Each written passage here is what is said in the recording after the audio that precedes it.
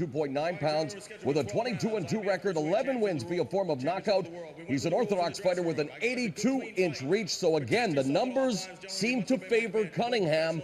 But again, Troy the Boss Ross has proven that he is a gamer and someone who has been relishing this opportunity for a long time. It is, and it's up really to Steve Cunningham to use those numbers to his advantage. He has the reach edge on Troy Ross. He's got to stay at the end of that jab, establish that reach, pump it off, and use movement. Troy Ross is an attack dog in there. Expect him to come at Steve Cunningham early and often in what should be an intriguing clash of styles and temperament tonight.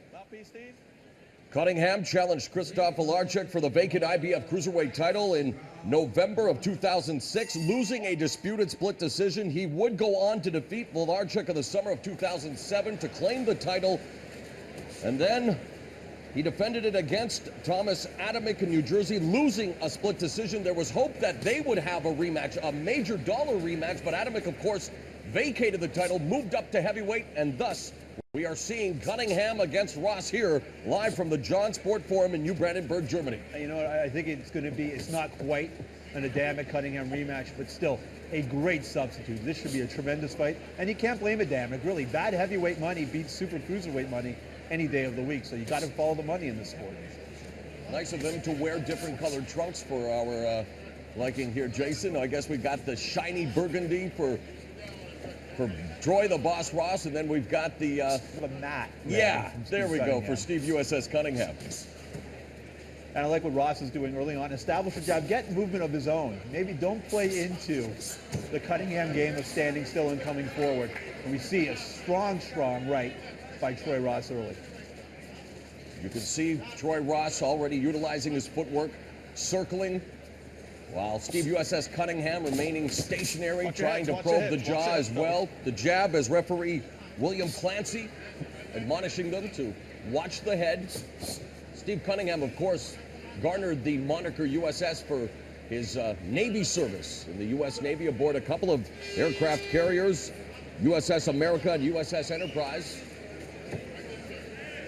And it's good, guys. Steve Cunningham, if you ever had the pleasure of meeting him, one of the true nice guys in the sport. His wife, Livy, just a sweetheart as well. Very accessible to the media, very personable. It's tough to root against either one of these guys, but we need another world champion here in Canada. And of course, they keep it in the family, Livy being the manager and wife. And I think Troy the Boss Ross may have been put off there by that horn. I think he almost thought the round may have been over. Yeah, maybe he thought the Argos were down or something like that. No, he definitely got a little confused by the 1 minute 58-second horn. Quick exchange there. 45 seconds remaining in the opening stanza. Wild strikes here now by Ross, and he'll want to avoid that as now in the clinch. The couple of body shots, and they quickly exchange here. But now in the clinch work, and do you expect a lot of clinching in this fight, Jason? I don't think so. I mean, both guys like to throw, and that's the thing about Steve Cunningham. It's easy to bring out the Philadelphia in Steve Cunningham. Here's a guy who's got all the physical tools to be a very polished boxer, but it's very easy to lure him into a war, and that's what I think Troy Ross's MO is going to be, to turn this into a Philly style of fight. And we've seen Ross in the past, though, with those winging punches, which really leaves a lot of openings in his defense for Steve USS Cunningham to come down the pipe with a straight right. He'll have to be very cognizant of that. Cunningham working for the second time with brother Nazim Richardson, who was in Shane Mosley's corner in his ill-fated attempt to defeat Floyd Mayweather. The first round is in the books. What did you think?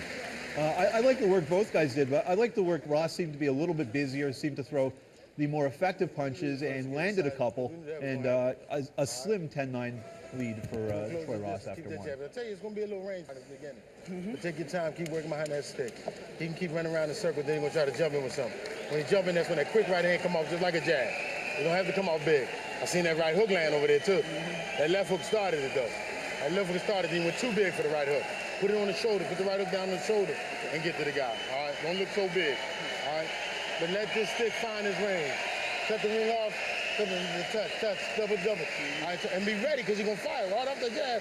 Bop, bop, bop, bop. Just move the hands quick off. Stick your hands, step, bop, bop, bop, bop. And you. All right? Everything we prepare for, we see. Nazim Richardson, of course, has worked with another famous Philly fighter, Bernard the Executioner Hopkins, and he's had plenty of success over the years. What did you think of his advice? He's great. I mean, if there's a guy that you want to go to battle with, it would be Nazim Richardson. His advice is always to the point, You know, it's tangible advice that's built on years in the sport, and you hear him talk, and you just know that this is the guy that you want on your side going into a big fight like this. Ross, a two-time Olympian for Canada, both in 1996 and 2000, competing as a light heavyweight. Cunningham was a National Golden Gloves champion in 1998 in the United States at 178 pounds, both of them coming well under the 200-pound cruiserweight limit for this fight. And you hear what Steve Richardson said. He said, use the jab, pop, pop, pop, get out, get out. We're not really seeing that from Steve Cunningham right now. He's being fairly patient in the middle of the ring. And I don't know if that necessarily plays into his skill set, although a punch behind the head seems to have caught Ross off behind the head.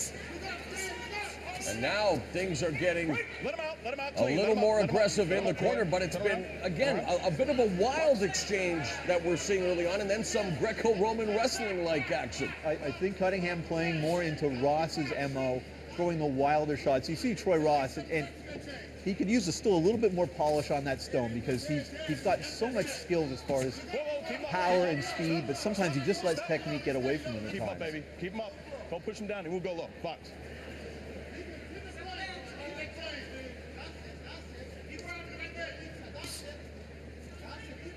Cunningham has defeated all three fellow cruiserweight champions, Marco Huck, Guillermo Jones, Krzysztof Olarchuk, and this is his fifth fight outside of the United States. He's competed twice in Poland, once in South Africa, and now the second time in Germany. So he's used to traveling to apply his craft. Of course, Troy Ross has really honed his skills in North America and in Singapore, of course, season 4, the contender.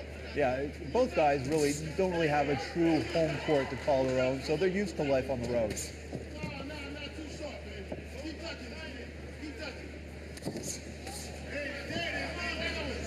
Cunningham catches him with the hook. And that's the second time we've seen Ross not necessarily act the way you want to see him act after getting hit by a punch. You know, when you're on the road, you don't want to give the judges any more ammunition to give, in this case, Cunningham, who's promoted by the home promoter, Wilfred Sauerland, an edge on the scorecards.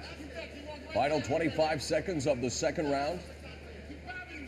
Vacant IBF Cruiserweight Championship up for grabs. Former champion Steve USS Cunningham and Canadian Troy the Boss Ross.